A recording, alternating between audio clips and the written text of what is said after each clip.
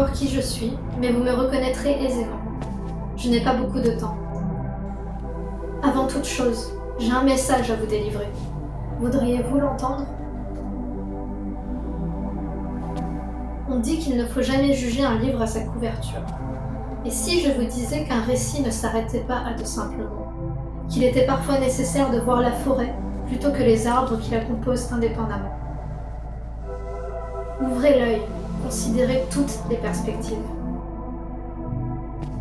Les fragments du mystère ne prendront leur sens qu'à la fin de votre voyage.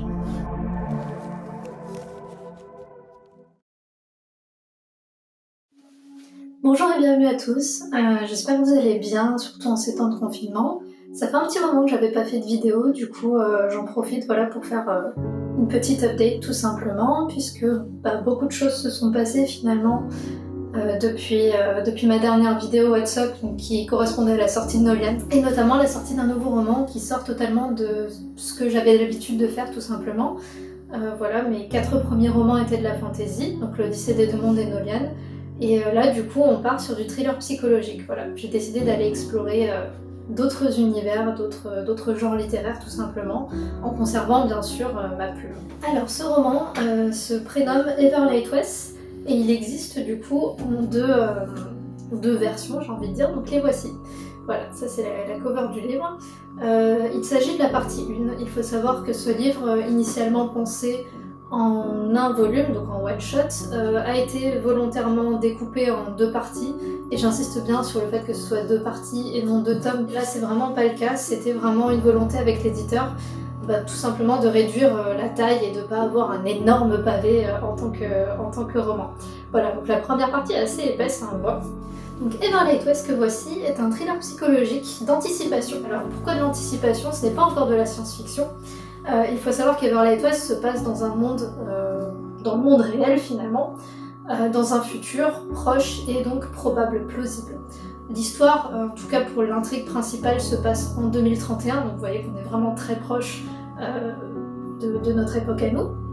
Donc on va sensiblement retrouver le même monde, bien sûr avec ses évolutions technologiques, voilà en tout cas ce que j'ai pu imaginer comment la société évoluerait, avec forcément la science, la technologie et toutes ces choses-là qui viennent s'imbriquer. Et donc ce n'est pas encore de la SF, puisqu'il n'y a pas d'histoire d'espace, de magie, on n'a pas plus du tout dans de la fantasy non plus. Il faut savoir que dans ce livre, il n'y a vraiment aucune magie, il y a des choses qui relèvent un petit peu du surnaturel, peut-être du fantastique, mais ça va être très édulcoré dans une histoire qui va principalement se focaliser vraiment sur le thriller. Everlight West, en fait, c'est pour ceux qui se poseraient la question, tout simplement, le prénom et le nom de famille du personnage principal, voilà. Puisque le personnage principal est détective privé et s'appelle donc Ever. Cette première partie, du coup, comporte un sous-titre. Donc ici, vous voyez donc Everlight West, partie 1, Ophania. Alors, je ne détaillerai pas ce qu'est ou qui est Ophania. Je préfère laisser un petit peu les lecteurs deviner tout simplement, mais sachez que c'est un élément extrêmement important de l'histoire, et pour moi c'était vraiment une évidence ce sous-titre, puisque c'est l'élément guide, l'élément déclencheur, perturbateur de l'histoire, et c'est ce qui va être un petit peu le fil conducteur de cette intrigue. Alors concernant le résumé, vous me connaissez un petit peu, j'ai l'habitude d'écrire des pavés et de faire en conséquence des résumés assez longs. Je sais que pour ma part en tant que lectrice, le fait d'avoir des résumés extrêmement courts, voire même composés d'une seule phrase ou d'un seul mot, parfois ça peut arriver, ça a tendance à énormément m'intriguer. Alors je sais que ça peut en rebuter certains, mais pour moi c'est vraiment quelque chose qui m'attire et qui titille ma curiosité, on va dire. Et du coup c'est exactement ce que j'ai fait, donc je vous le montre ici. Donc vous avez Everlight West, et cette simple phrase en fait constitue le résumé du livre. Il s'agit d'une citation, en tout cas de la première partie de la citation, puisque comme là on est sur la partie 1, cette citation actuellement est incomplète, et ce ne sera qu'à la sortie, à la parution de la partie 2, que vous aurez finalement la fin de la citation qui constituera la phrase globale. Donc pour ce résumé, cette citation dit « Les miroirs ne mentent jamais », 3 petits points. Et les miroirs, c'est une thématique extrêmement importante qui est même au cœur de l'histoire, puisque dans Everlight West, les miroirs font partie de la réalité de chacun, c'est-à-dire que c'est un petit peu une métaphore et en même temps un objet qui est physiquement présent dans l'histoire. Les miroirs sont dans mon histoire ce qu'on appelle des plans d'observation. C'est-à-dire que je pars du principe que chaque être humain possède sa propre réalité, sa propre vision des choses, qu'il dépeint tout simplement à travers les prismes de son passé, de son vécu, de ses émotions, de ses humeurs. Et chaque être humain finalement a sa propre vision de la réalité, sa propre perception des choses, et donc détient pour moi sa propre vérité. Et c'est pour ça que je trouvais pas ça pertinent de parler de réalité ou de vérité au singulier, puisque pour moi en tout cas, tout est question de perspective et c'est exactement la thématique que va aborder le roman. Tout ça sous fond d'enquête policière, puisqu'on est avant tout dans un thriller. Qui dit thriller dit forcément qu'il y a une opposition, en tout cas un conflit d'intérêts, un conflit de pouvoir. Dans Ever Lightwest, on va suivre les aventures de Ever, justement, qui est un jeune détective privé, assez particulier dans ses manières de faire. C'est jamais vraiment explicitement dit, mais en tout cas il y a des indices qui laissent à penser qu'il a un syndrome d'Asperger. Le personnage d'Ever est particulier autant dans sa façon de voir les choses, sa perception, sa manière de réfléchir, que dans son physique. Il faut savoir que c'est un jeune homme assez brisé de l'intérieur. Ce prologue en fait va vous plonger vraiment au cœur d'une ambiance. Alors si certains avaient pu trouver Noliane sombre par exemple, ce livre n'est clairement pas pour vous. Voilà, je vous avertis de suite. D'ailleurs au niveau du public visé, c'est un public un peu plus mature. À la fois pour l'ambiance mais aussi pour saisir les enjeux. C'est un roman qui va être assez haletant. Et d'ailleurs beaucoup de mes lecteurs me disent on t'en veut un petit peu d'avoir coupé là, et en même temps je me dis ok, mon job est fait. Si j'ai coupé à ce moment là et que les gens ont envie de savoir la suite, pour moi le job est fait. Ma mission en tant qu'écrivain, qu'auteur, c'est justement que la personne, en ayant fini un chapitre, ne veuille pas poser de livre et justement veuille continuer. Donc concernant l'intrigue, on va retrouver le personnage d'Ever, donc personnage central de l'histoire. Alors c'est un point de vue à la fois externe et omniscient, mais on est quand même énormément dans les pensées de ce personnage-là en particulier, on suit son cheminement de pensée. On le retrouve donc en 2031 dans le pays fictif d'Erun, donc E-R-U-N. C'est un pays fictif qui est à côté de l'Angleterre, en tout cas que j'ai choisi de situer à côté de l'Angleterre, mais qui appartient partiellement au Japon. Voilà, c'est une terre que les deux pays se disputent un petit peu, et j'ai tout simplement voulu créer un pays pour pouvoir créer mes règles, et en même temps que ça reste ancré dans le monde réel. Donc ce détective voit son quotidien basculer par un personnage qui va faire irruption dans sa vie, un personnage qu'il ne pensait pas revoir, puisqu'il y a un agent du FBI très haut placé au sein du gouvernement, qui réapparaît soudainement dans sa vie, donc 10 ans plus tard, alors qu'il n'avait pas donné de nouvelles pendant ces 10 ans. Et ce personnage donc, lui remet une pyramide. Et cette pyramide va être un des éléments centraux de l'histoire, puisqu'il s'agit d'un artefact. Alors on n'explique volontairement jamais son origine, on se focalise plus sur les capacités de cette pyramide. Donc cette pyramide, mystérieusement, a le pouvoir de transporter Ever, donc le personnage principal, dans une autre dimension. C'est tout simplement un puzzle qui ouvre une faille, comme s'il résolvait une énigme et que la résolution de cette énigme lui permettait d'ouvrir un accès à une dimension parallèle.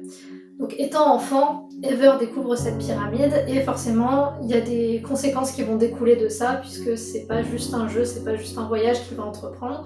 Le gouvernement va forcément s'intéresser d'extrêmement près à cette pyramide et va à la fois la lui retirer mais aussi séquestrer Ever, donc enfant, puisque Ever est orphelin et du coup le gouvernement se dit que finalement ça n'a pas trop de conséquences puisque c'est un orphelin et de toute façon on étouffera l'affaire.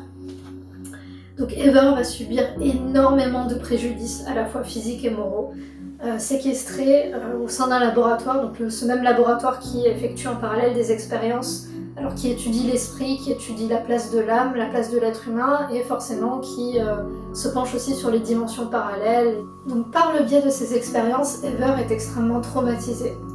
Ça a des conséquences à la fois forcément morales telles qu'on peut les imaginer au niveau des traumatismes, mais ça a surtout des conséquences physiques sur lui.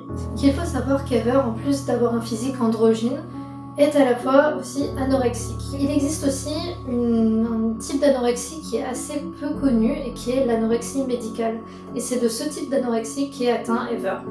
Donc pour faire simple, le fait d'avoir eu ces expériences répétées sur lui, à son insu forcément, et le fait qu'on l'ait obligé à voyager d'un monde à l'autre comme ça a forcément une incidence sur ses cellules tout simplement. Ces cellules ont cessé de s'habituer au monde terrestre et se sont beaucoup plus accoutumées à l'autre monde, à la dimension parallèle, Donc c'est un petit peu comme s'il subissait un vieillissement prématuré, qu'on avait finalement quelqu'un d'assez âgé mais dans le corps d'un enfant ou d'un jeune adolescent. Ce qui va finalement enclencher toute l'intrigue et faire que le gouvernement s'intéresse autant à lui, c'est que Ever a une particularité, c'est le seul être humain, en tout cas connu à ce jour, qui a la capacité de voyager physiquement de l'autre côté. Pour l'instant, tout ce que le gouvernement a réussi à faire, c'est de créer une espèce de simulation comme un casque de réalité virtuelle qui transporte les êtres qui y sont connectés de l'autre côté, mais qui les transporte par l'esprit. Leur corps physique reste sur le monde terrestre. Ever est vraiment le seul à voyager, mais forcément ça a des conséquences absolument immenses sur sa santé autant physique que mentale. C'est dans ce contexte qu'on va retrouver Ever 10 ans plus tard, donc avec ce personnage un petit peu mystérieux et un petit peu sinistre qui va s'immiscer dans sa vie. Et ce personnage lui dit écoute, on a une enquête pour toi, tu es le seul à pouvoir la résoudre, puisque tu es le seul à pouvoir voyager physiquement dans l'autre monde. Et donc l'enquête qu'on lui confie est une enquête assez particulière, en ce sens qu'il y a un groupe d'adolescents enfermés, piégés de l'autre côté de la faille, donc dans une dimension parallèle, et on demande à Ever d'intervenir et de mener son enquête. Et c'est une enquête qu'il va devoir mener entre les deux mondes finalement, puisque ce n'est pas juste en allant de l'autre côté ou juste en restant sur le monde terrestre comme une enquête classique qu'il va pouvoir justement démêler tous ces mystères. Il va vraiment devoir faire résonner, cohabiter les deux mondes, et donc forcément ça va engager une série d'allers-retours qui vont aussi apporter un petit peu ce suspense et cette tension à l'intrigue, puisqu'à chacun de ces voyages, sa santé va se dégrader. Il y a énormément de choses qui gravitent autour de cette histoire, et l'histoire en fait se déroule plus ou moins sur 2 lignes temporelles, un peu comme je l'avais fait sur Nolian, mais ici un petit peu à moindre échelle. C'est-à-dire que tout le début du roman va s'axer sur le présent, avec quelques flashbacks dans le passé, mais on va aussi avoir une deuxième ligne temporelle, puisqu'il y a un élément qui est extrêmement important, c'est un journal d'un personnage de l'histoire. Alors personnage qui n'est pas directement là, mais qui va servir finalement à éclairer un petit peu à la fois le personnage qui mène son enquête et le lecteur. Et ce journal va être très important puisqu'il constitue une mine d'indices justement pour Ever. Et ça va être à lui de le décrypter justement en allant de l'autre côté puis en revenant sur le monde réel. Donc ce roman, comme je vous l'ai dit, il est découpé en 2 parties. La partie 1 est sortie le 13 février si je ne me trompe pas. Concernant la seconde partie, il n'y a pas de date de publication pour l'instant établie. Alors la deuxième partie, en fait, pour vous faire une rapide mise à jour, elle est terminée puisque je l'ai écrite à la suite de la première. J'ai tout écrit en un bloc tout simplement. En revanche, la particularité du livre, et c'est aussi ça qui va influer sur la date de publication de la partie 2, il s'agit en fait d'un univers étendu qui est créé et qui gravite autour de Ever Lightless. Donc un univers étendu, ça peut prendre énormément de formes, ça se fait beaucoup dans le jeu vidéo, dans le manga, dans la BD ou dans les films, mais assez peu finalement sur du roman classique comme ça. Donc l'univers étendu tel que moi je vais l'exploiter, ça va être très simple. Ça c'est la partie 1. À la fin de la partie 2, vous allez avoir un QR code que vous pouvez choisir de scanner ou non. Vous pouvez très bien déterminer qu'à la fin de votre lecture, votre expérience de lecture s'arrête ici et que vous pouvez choisir de ne pas aller plus loin. Mais pour ceux justement qui aiment les histoires un petit peu interactives, qui aiment justement ce genre de jeu vidéo qui brise le 4e mur, qui titille un petit peu le joueur derrière, et ben vous allez pouvoir vivre une expérience similaire. Donc en scannant ce QR code, ça va vous amener sur ce que j'appellerais une plateforme interactive. Et c'est à peu près tout ce que je peux vous dire, voilà. C'est en construction, cet univers étendu est en construction depuis octobre dernier. Je travaille avec une équipe de 2 personnes qui justement sont là pour m'aider à construire cet univers étendu. Moi j'apporte les idées tout simplement et cette équipe fait en sorte d'assembler toutes ces idées pour en faire quelque chose de concret. Et à ce propos, une information très importante, il va y avoir un financement participatif sur la plateforme Ulule. Alors, je comptais initialement avec l'équipe la lancer dans les jours qui suivent, mais au vu forcément de la situation un petit peu inédite et particulière, on a jugé préférable de tout simplement décaler. Pour l'instant, il n'y a pas de date prévue, on est encore en train de travailler justement la présentation du projet pour trouver ce bon compromis entre ne pas trop en dire et en même temps dissimuler quelques petites informations pour donner envie aux gens de contribuer au projet.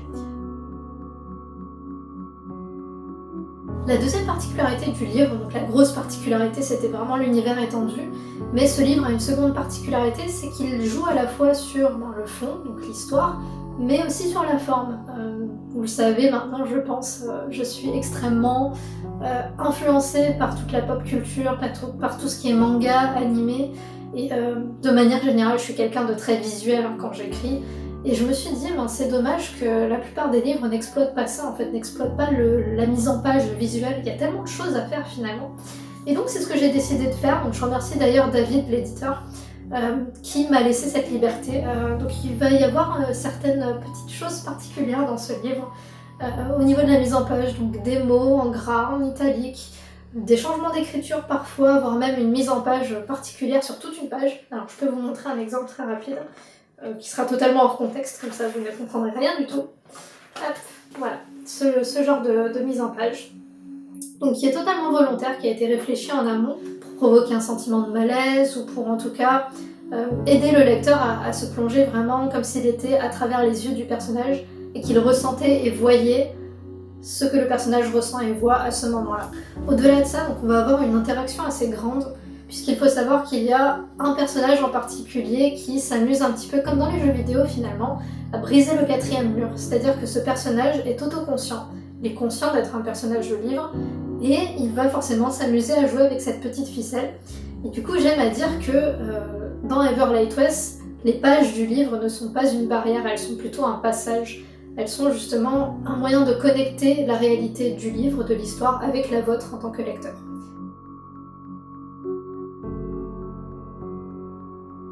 Concernant les influences qui m'ont inspirée, alors je pense que vous le voyez assez bien.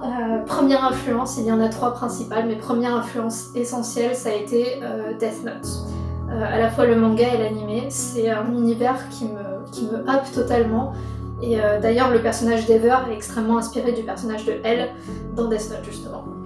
Voilà, donc pour les influences de Death Note, ça va surtout être par rapport à l'ambiance générale. Il va y avoir justement une surenchère dans la bataille d'esprit, puisque ce qui définit Everlight West, un peu comme ce qui définit Death Note, ça va être cette bataille d'esprit caractéristique entre 2 antagonistes. Donc ici, Ever va devoir s'opposer à quelqu'un qui a un petit peu comme lui une vision très éloignée de la réalité par rapport à... en tout cas une vision décalée de la réalité par rapport au commun des êtres humains. Et c'est ce qui va faire un petit peu l'intérêt de leur bataille psychologique et le fait que ça va être à celui qui sera le plus malin. Et les 2 personnages vont mettre leur vie en jeu forcément pour essayer de démasquer l'autre et pour essayer de désamorcer tout ce mystère. Concernant la deuxième influence, donc ça va être Psycho Pass. Alors Psycho Pass, c'est un animé que j'ai découvert justement en cherchant des animés qui ressemblaient un peu à Death Note. Psycho Pass, ça va être plus pour le questionnement sur la société, l'avenir de la société, la justice. Finalement, qui peut rendre justice, qui en a le droit et qui ne le peut pas. Et est-ce que finalement une justice parfaite, dans le meilleur des mondes, est-ce qu'elle ne devrait pas être capable de se juger elle-même finalement? Voilà, ce sont autant de questionnements qui sont posés dans Everlight West. Et la troisième influence, c'est un animé qui m'a fait passer par toutes les émotions possibles et imaginables, c'est justement Steins Gate, qui est à la base un visual novel, donc un jeu vidéo qu'on joue un petit peu avec beaucoup de textes, très très narratifs finalement. Et ça aborde les thématiques du voyage dans le temps, chose qu'il va y avoir... Alors, d'une façon un petit peu indirecte dans Everlight West, je dirais. Mais en tout cas, on va retrouver ces paradoxes assez déchirants, ces dilemmes, justement, sur est-ce qu'il vaut mieux ne pas toucher à la ligne temporelle, quitte à finalement laisser les choses se passer alors qu'on sait qu'elles vont se passer, que c'est inévitable, ou essayer de changer le cours du destin. Mais est-ce que finalement, en faisant ça, on ne risque pas de détruire ce qu'on croyait protéger tout simplement. Et d'ailleurs Steins Gate illustre extrêmement bien et illustre justement la fatigue du personnage principal de Okabe Rintaro à revivre la même scène, revivre les mêmes morts, revivre les mêmes tragédies. Et justement c'est quelque chose qui lui pèse beaucoup et quand on voit ce qu'était le personnage au début, un personnage jovial, un peu comme il se définit en tant que scientifique fou, et quand on voit finalement à quel point tout ça l'a ébranlé et en a fait un personnage extrêmement nostalgique, extrêmement brisé. C'est des choses que vous allez forcément retrouver dans Everlight West. Concernant le style d'écriture, donc vous allez retrouver sensiblement la même patte. Si vous avez déjà lu l'Odyssée des Deux Mondes ou si vous avez eu l'occasion de découvrir Nolian. En revanche, on va avoir une écriture un petit peu plus nerveuse, je dirais, des phrases plus courtes, des choses plus incisives, qui se prêtent forcément plus au genre du thriller psychologique. En revanche, pour ceux qui me connaissent, vous allez vraiment retrouver sensiblement voilà, la même ambiance, la même écriture.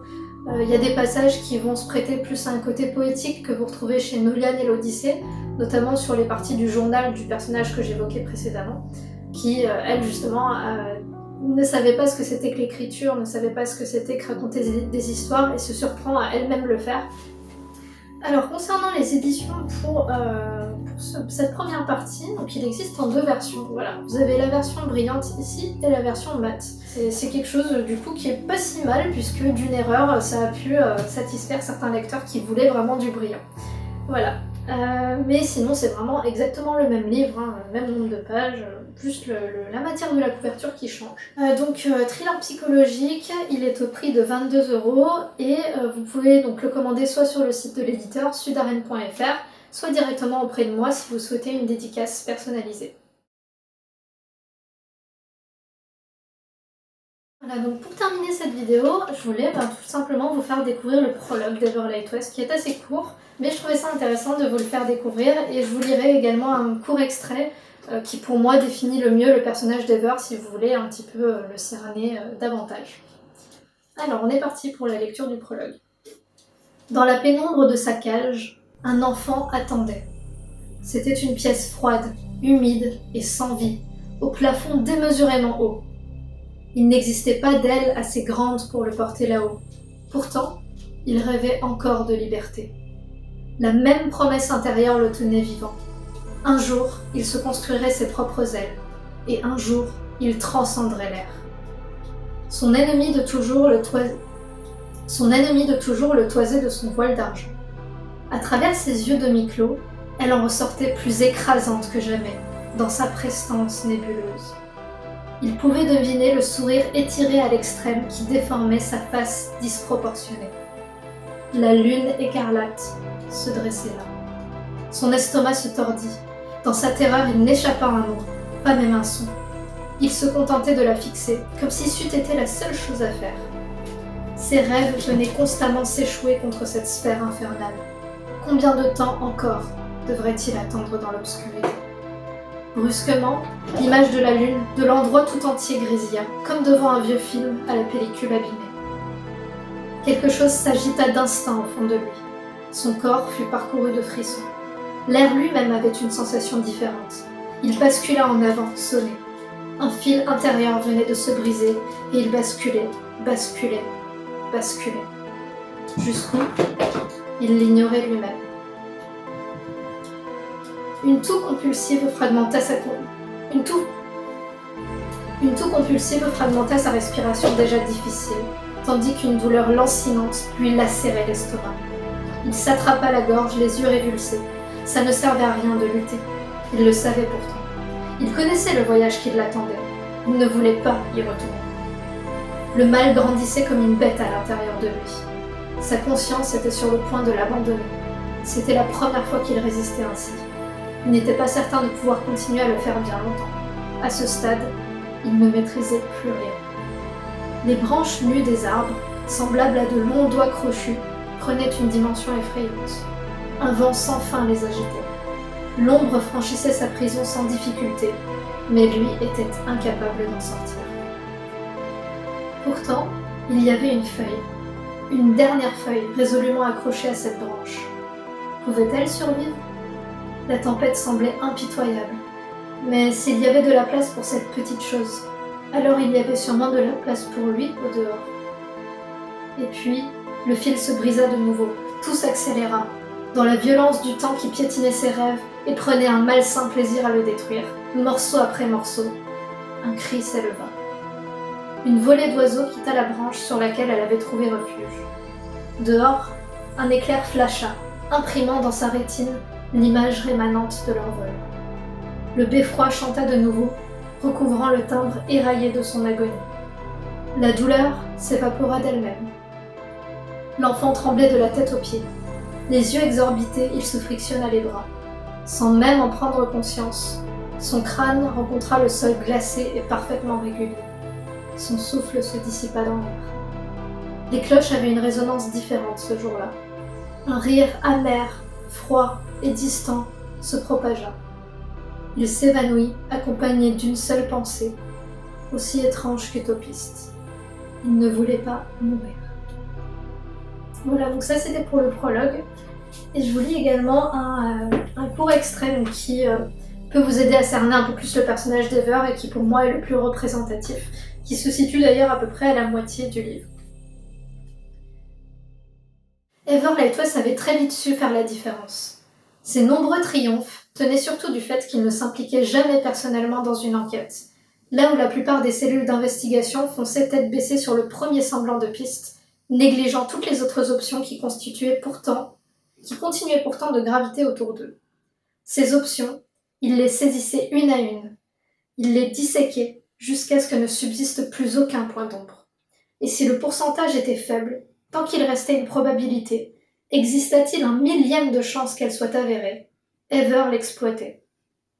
Le recul qu'il prenait dans le but d'être impartial lui donnait l'image d'un être insensible et dénué de sentiments, mais ce qu'il renvoyait était le cadet de ses soucis. Après tout, c'était son esprit, et non sa projection, qui résolvait des énigmes. Il lui avait fallu s'affranchir de pensées ou d'émotions pour voir réellement. Considérer la situation dans son ensemble, sous tous les angles possibles et imaginables, sans jugement préliminaire, sans arrière-pensée. C'était sa façon de procéder. Qu'elle plaise ou non, Ever l'appliquait systématiquement.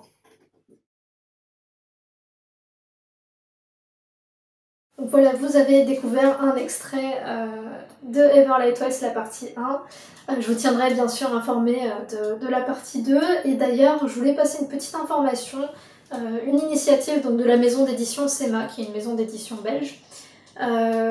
Vous savez qu'en ces temps de confinement, toutes les librairies sont fermées, toutes les conventions commencent à annuler ou décaler leurs dates. Mais justement, SEMA a trouvé un petit peu la parade pour ça et a créé le premier salon virtuel du livre. Donc ça se passe sur la plateforme Discord. Pour participer, vous n'avez même pas forcément besoin d'un micro, vous pouvez juste interagir via les salons textuels.